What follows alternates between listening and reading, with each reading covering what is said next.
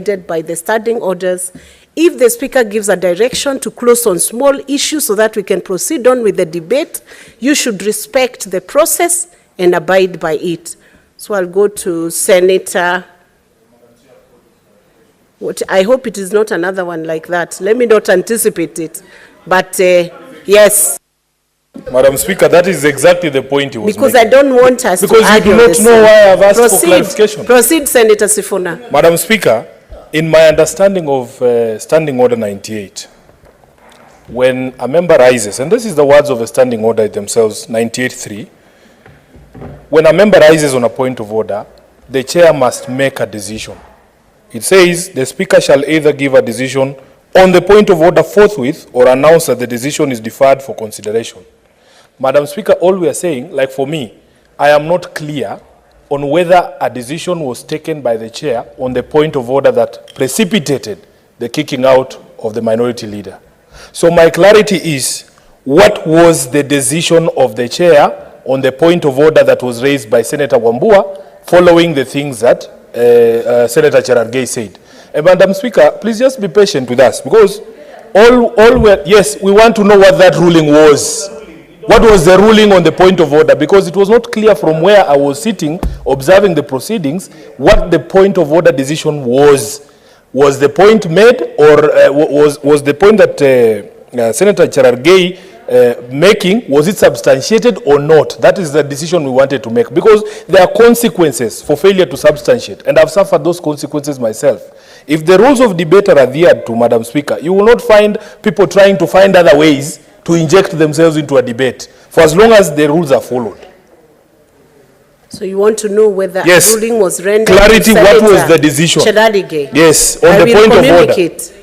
For purposes of clarity, yes, I will give you Thank the you. process that Thank you, Madam Speaker.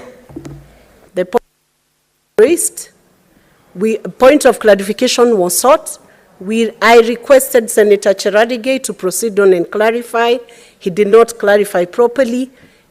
I gave him a second chance. He gave an answer. The answer does not have to meet the exact expectation of the one who is requesting. As long as he has offered the answer, I discharged it because he had offered the answer. I closed out on that matter. On the point of clarification that Senator Enoch Wabua has also sought for, it was clearly not a point of clarification, and that is why I also clarified as a speaker that you cannot use the wrong standing order, say you want to give a point of information, and all you are doing is to look for an opportunity to bash the speaker's seat.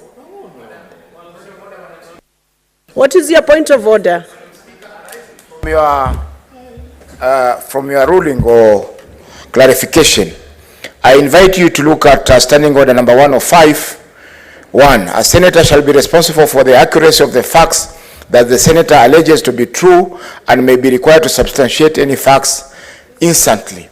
Now, in this case, Senator Cherargei alluded to the fact that he's been sent by so many people except the retired President Uhuru Kenyatta.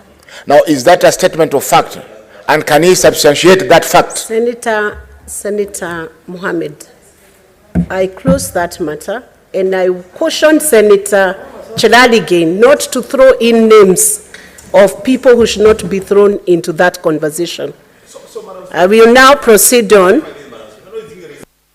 Let us have Senator Cheptumo. I have closed that matter now. Senator Wambua, I have closed that matter. Senator Cheptumo. Thank you, Madam Speaker.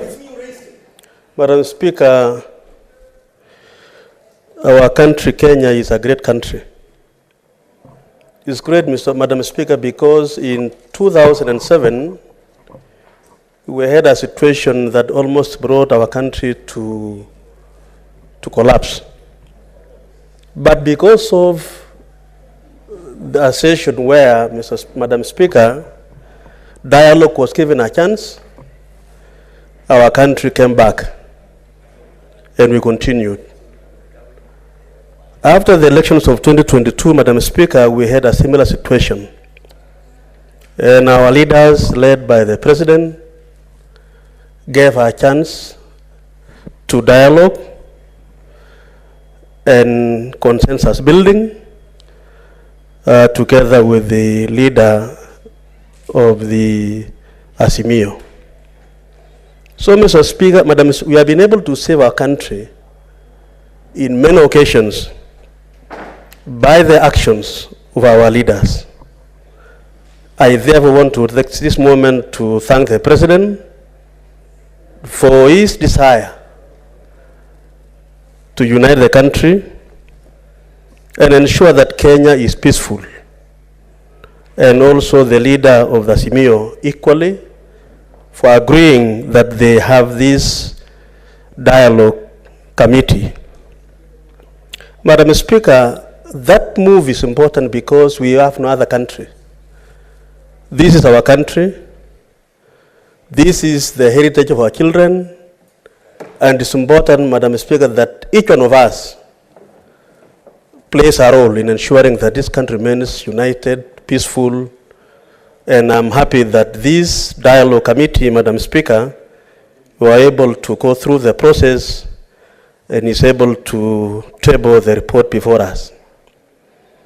Madam Speaker, I have gone through the report, and I want to submit that the contents of this report, the recommendations therein, is a product of Kenyans, their opinions, and what they think is good for us.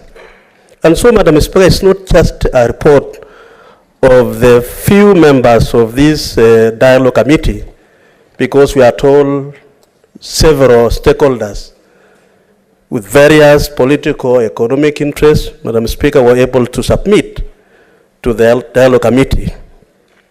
And Madam Speaker, having been in the Parliament of 10 Parliament during the 2007-2008, during the time of Kofi Annan, I was serving as the Assistant Minister of Justice. And we saw the capacity of our country to hold together again, even when we have issues. And so, Mr. Speaker, it is a great thing for us that now it is before this House. It is before the House of the national leaders, given to us under the Constitution, the sovereign will of the people, so that, Madam Speaker, we add value to this discussion which has been done. Madam Speaker, because of time, allow me just to refer to a few recommendations by the committee. Madam Speaker, devolution is a very critical principle that has brought our country far in terms of development. Recommendation number 852, paragraph 852, talks about allowing the county assemblies, Madam Speaker, to invite the CECs to appear before the House of the county assemblies and be able, Madam Speaker, to answer questions. We enjoyed that privilege, Madam Speaker, today. We were able to amend our standing orders, and today we have ministers appearing before us. Part of oversight, part of ensuring that government is answerable to the Kenyan people through the elected leaders. Madam Speaker, I support the recommendation 852 that we should allow the county assemblies to invite the CECs, equivalent of the cabinet secretaries in our situation in Nairobi or the national government, so that, Madam Speaker, then the oversight is enhanced. Madam Speaker, you'll agree with me, and the House will also agree with me, that oversight is not well strengthened in our country, in terms, especially in the county assemblies, in the county governments. So this will be one of the, I've seen my time is almost ending.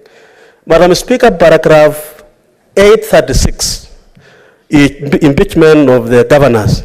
Madam Speaker, I agree with the recommendation that we need a comprehensive law that outlines the steps to be taken And I think one of the members here was talking about we should have been able to keep that provision in this particular report. Madam Speaker, not all is lost. We have the power to now comprehensively develop a law that will be able to set the standards for impeachment.